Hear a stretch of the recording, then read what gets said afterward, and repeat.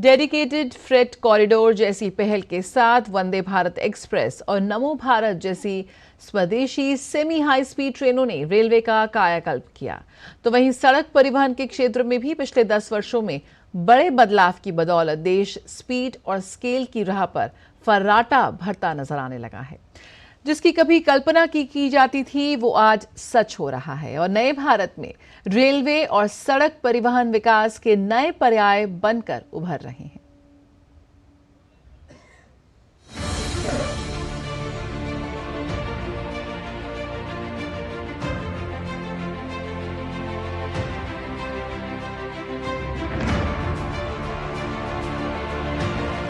पिछले 10 वर्षों में प्रधानमंत्री के नेतृत्व में देश में इंफ्रास्ट्रक्चर में जबरदस्त बदलाव देखने को मिला है।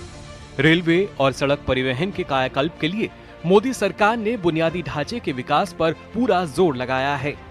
पीएम गति शक्ति नेशनल मास्टर प्लान के तहत इन दोनों क्षेत्रों में तेजी से प्रगति हुई है, जिस वजह से देश स्पीड और स्केल की राह पर फर्राटा भरता नजर आने लगा है। पहले बार देश की लाइफलाइन कही जाने वाली रेलवे की वंदे भारत और नमो भारत जैसी स्वदेशी सेमी हाई स्पीड ट्रेनों से यात्रियों के लिए आधुनिक सुविधाओं का विस्तार हो या फिर रेलवे स्टेशनों का जीर्णोद्धार और रेलवे लाइनों का इलेक्ट्रिफिकेशन, पिछले 10 वर्षों में रेलवे ने चौतरफा प्रगति की है।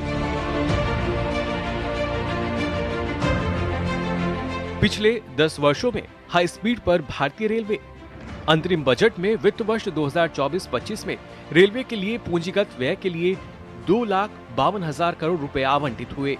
साथ ही 3 प्रमुख आर्थिक रेलवे कॉरिडोर के तहत ऊर्जा, खनिज और सीमेंट कॉरिडोर, बंदरगाह कनेक्टिविटी गलियारे और उच्च यातायात घनत्व वाले गलियारे का कार्यान्वयन, 40,000 पारंपरिक रेल बोगियों को वंदे भारत मानकों में परिवर्तित कर किया जाएगा आधुनिकीकरण। भारतीय रेलवे द्वारा 31 जनवरी 2024 तक ब्रॉड गेज यानी बीजी विद्युतीकरण नेटवर्क वाले राज्यों को जोड़ते हुए 82 वंदे भारत ट्रेन सेवाओं का संचालन किया जा रहा है। भारतीय रेलवे के लगभग 94% ब्रॉड गेज नेटवर्क का विद्युतीकरण हुआ। स्वदेशी रूप से विकसित स्वचालित ट्रेन सुरक्षा प्रणाली कवच के जरिए गति सीमा के भीतर और खराब मौसम में ट्रेन को सुरक्षित रूप से चलाने में मदद मिल रही है।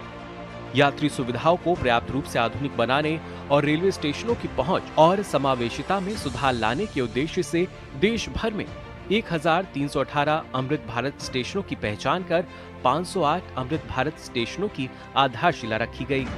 2014 में रेलवे 1058 मैट्रिक टन की माल ढुलाई किया करती थी, लेकिन अब रेलवे ने इसमें भी नया कीर्तिमान बनाया है। 2023 में रेलवे ने 1512 मैट्रिक टन माल की ढुलाई की। वर्ष 2014 के बाद चारों राज्य मेघालय, अरुणाचल प्रदेश, मणिपुर और मिजोरम को रेल कनेक्टिविटी प्रदान की गई, जबकि सिक्किम में भी कनेक्टिविटी प्रगति पर है। वर्ष 2014 तक 1 किलोमीटर डेडिकेटेड फ्रेट कॉरिडोर नहीं था। फिलहाल 2513 किलोमीटर चालू हो चुका है, जो करीब 90% है। 2015 से लगभग 23,000 पारंपरिक कोचों की जगह LHB कोच लाए गए, जिससे सफर सुरक्षित और सुविधाजनक हुआ। 2024 के जनवरी महीने में वर्ष दर वर्ष के आधार पर 6.5% की वृद्धि के साथ अब तक की सबसे अधिक 142.7 मिलियन टन की माल लदाई दर्ज की गई। इसके साथ ही यातायात हिस्सेदारी और राष्ट्रीय अर्थव्यवस्था में योगदान देने वाला सड़क परिवहन भी एक प्रमुख साधन है। सड़क परिवहन देश में सामाजिक और आर्थिक एकीकरण और विकास में महत्वपूर्ण भूमिका निभाता है। पिछले 10 वर्षों में सड़क परिवहन क्षेत्र ने पकड़ी रफ्तार। भारत में लगभग 66.71 लाख किलोमीटर का सड़क नेटवर्क है, जो दुनिया में दूसरा सबसे बड़ा नेटवर्क है।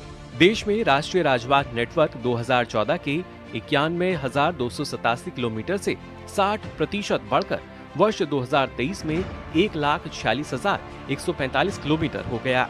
4 लेन और उससे ऊपर के NH नेटवर्क की लंबाई 2014 में 18,371 किलोमीटर से 2.5 गुना से अधिक बढ़कर नवंबर 2023 में 46,720 किलोमीटर हो गई। 2014 से NH निर्माण की औसत गति 143% बढ़कर 28.3 किलोमीटर प्रतिदिन हो गई। 2014 से खर्च 9.4 गुना बढ़कर 3.17 लाख करोड़ रुपए होने की उम्मीद है। भारतमाला योजना फेज 1 के तहत 34,800 किलोमीटर का नेशनल हाईवे कॉरिडोर का निर्माण। हाई स्पीड सड़क गलियारे में भी 11 गुना की बढ़ोतरी दर्ज की गई है। टोल प्लाजा पर वेटिंग टाइम में भी 93% की गिरावट आई है। पहले औसतन 12 मिनट से अधिक समय लगता था, अब महज 47 सेकंड में यात्री टोल प्लाजा पार करते हैं। मंत्रालय ने बजटीय आवंटन जो 2013 और 14 में लगभग 31,130 करोड़ रुपए था, उसे 2023 और 24 में बढ़ाकर लगभग 2,76,351 करोड़ रुपए कर दिया है। वर्ष 2024 और 25 के लिए बजटीय आवंटन 2,78,000 करोड़ रुपए है। देश के विकास में कनेक्टिविटी के महत्व को समझते हुए मोदी सरकार ने कई अहम फैसले किए हैं, जो रेलवे और सड़क परिवहन क्षेत्र को प्रगति के साथ गति प्रदान कर विकास की नई इबारत लिख रहे हैं। Bureau report, DD news.